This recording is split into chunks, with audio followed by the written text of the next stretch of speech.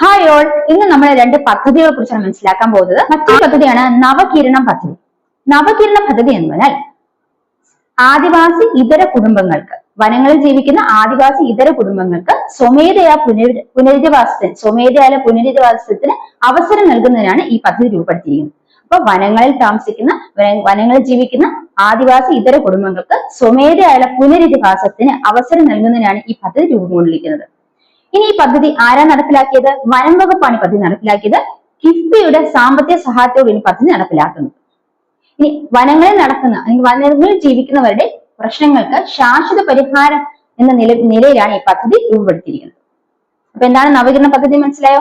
ആദിവാസി ഇതര കുടുംബങ്ങൾക്ക് വനങ്ങളിലെ സ്വമേധയായിട്ടുള്ള പുനരധിവാസത്തിന് അവസരം നൽകുന്നതിനായിട്ട് ഈ പദ്ധതി രൂപപ്പെടുത്തിയിരിക്കുന്നത്. ആരുടെ നേതൃത്വത്താണ്? വനം വകുപ്പിന്റെ നേതൃത്വത്തിൽ കിഫ്ബിയുടെ സാമ്പത്തിക സഹായത്തോടെയാണ് പദ്ധതി രൂപപ്പെടുത്തിയത്. പദ്ധതി മനസ്സിലായോ? തീർച്ചയായും നിങ്ങൾക്ക് വരുന്ന എക്സാംസിന് യൂസ്ഫുൾ ആകും. അപ്പൊ നമുക്ക് അടുത്ത ക്ലാസ്സിൽ കാണാം.